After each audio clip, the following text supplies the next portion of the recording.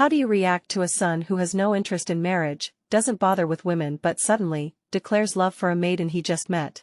This is the story of Terfa and his wife Alu. However, it gets very interesting and complicated, a loving but nonchalant husband, a doting wife, and an evil mother-in-law, all playing on the scene like characters in a movie, and then, an evil, all-knowing enchantress, brazing in with supernatural powers to have her way.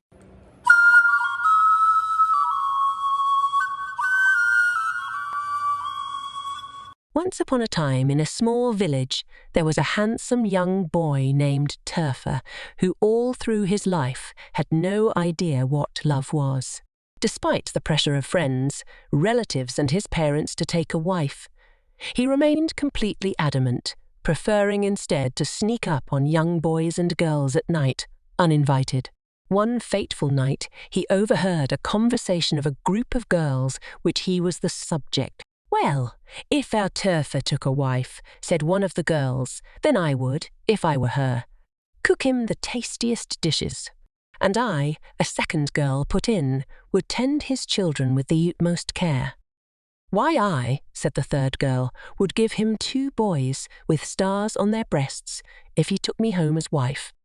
The others laughed heartily, and from where Terfa stood, uninvited, various thoughts passed through his mind, and he retired to bed. He couldn't sleep all through as what he heard literally tormented him throughout the night. The following day, Terfa had the 3 girls summoned and asked them to repeat to him everything they had said to one another the night before about him taking a wife. They did, one after another, but the last girl hesitated for a long time, for she was ashamed. However, when she finally confessed her bold wish, Terfa took her warmly by the hand and said, "You shall be my wife if you bear me 2 such children as you have said. If you do not, I shall drive you in disgrace out of my house." The girl agreed, joyously eager to bear the children she had promised herself and her soon-to-be husband, Terfa. Her name was Alu.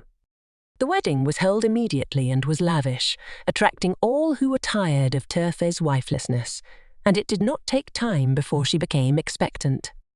Terfa, the excited father-to-be, had to travel to a far village, and he asked his mother to write him the moment his wife, Alu, gave birth. Unfortunately, his mother did not like Alu, though she pretended a great deal about this. Alu's pregnancy progressed nicely, and it was soon time for her to be delivered of the fruit of her womb. Alu's pregnancy was long and tortuous. However, after bouts of fainting and losing much blood and energy, she finally delivered a set of twin boys, each bearing a golden star on his chest. After recovering from the trauma of childbirth, she asked for the children she had delivered. To her shock, she was told by her mother-in-law that she had given birth to deformed rats and that the rats were drowned. Alu wailed bitterly over this news, mourning both the fate that must now befall her and the loss of her children, while also deeply wondering what could have gone wrong. Without waiting for Terfa, his mother ordered her out, asking her never to return. As she left her matrimonial home and set forth for a path she wasn't sure where it would lead, one of the servants took pity upon her and told her something that was, up to that time, a secret. The servant relayed that Terfa's mother had given him 2 boys in a basket with stars on their breasts to drown in the river, as if they were rats.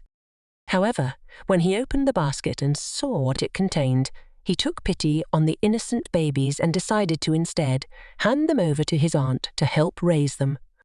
This revelation greatly calmed the hitherto distressed mother, and immediately she sought out the address of the servant's aunt. She found the aunt and lived with her children, caring and nursing them to adulthood. The boys grew up fast and were very attractive. Every girl that saw them dreamed of having them as a husband and the father of their unborn children. However, for their mother Alu, they constantly reminded her of one thing only: their father, Terfa. She was also positive that if Terfa ever set eyes on their children, he would right all the wrongs that had existed before that time. One sunny day, as Alu napped under a tree, she dreamed that she was at a crossroads and under a lime tree. She found a heap of lime seed husks there. Curiously, she had a feeling in the dream that was to fill her pockets with them, and nothing more, and then go to a faraway village where her husband, Turfa, had been entangled in a love nest by an enchantress. Ailú woke up from her nap, proceeded to the crossroads, and found everything the way it had been presented to her in the dream. She took this as a sign and proceeded to do exactly what the dream had detailed, taking her 2 sons. On the way to the faraway village where she was told her husband was, she was attacked by robbers as she attempted to make it through a forest with her sons. Robbed to their last penny, she and her sons had to survive by begging, trusting the dream that all would wind up well in the end. Amidst this challenge, she had a dream again that promised her success, and when she woke up, she shared it with her sons, comforting themselves as they trudged on. One day, Ailú and her sons begged at the gate of a magnificent palace.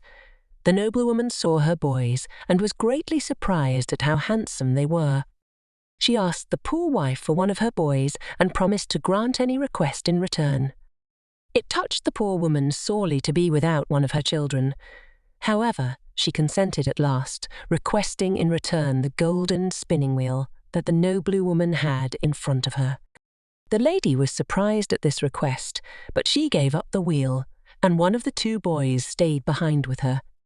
The poor young wife, Ailú, walked onwards and eventually had to part with her second boy as well, in fairly similar circumstances, for whom she received a golden reel.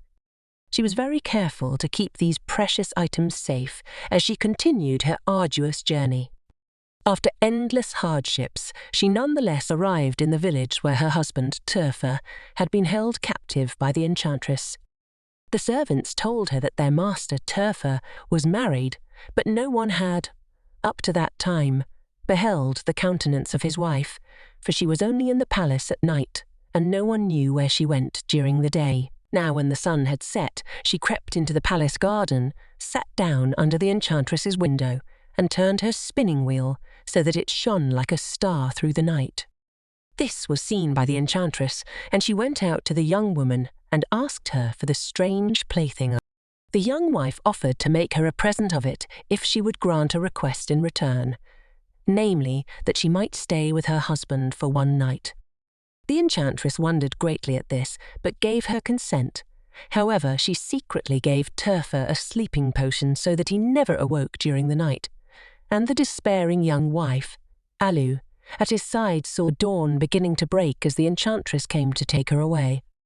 On the next evening, she sat before the palace again, turning her golden reel. The enchantress came and demanded for it again. On her part, Ailú asked for the same request she had made the previous night, to be allowed a night with the enchantress's husband, her own rightful husband, The enchantress again obliged, but this time she made a mistake and did not get the sleeping potion right.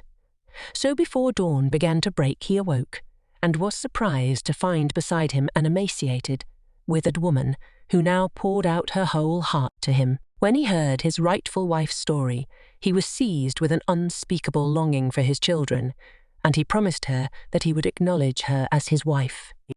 He pretended to be asleep when the enchantress came and conducted Ailú out. Turfa then told the enchantress that he had had a peculiar dream. A man had erroneously repudiated his wife and wed another. The first wife had sought him out, sacrificing her body and her beauty. Now what should the husband do? Then he must leave the second wife and return to the faithful one, said the enchantress. You have pronounced your own sentence, replied Turfa, and he told her all that had passed. The enchantress sorrowfully parted from him, giving him the space he needed to pursue his original family life. Immediately after, he returned home with his faithful wife after redeeming his boys. His wicked mother was not allowed to enter his presence again. His wife, Ailú, on the other hand, he held very dear, and he richly rewarded the compassionate servant. The boys with the golden stars grew up to the delight of their parents, and they later became great, valiant warriors who fought and defended the village with a bravery that the village had never before seen.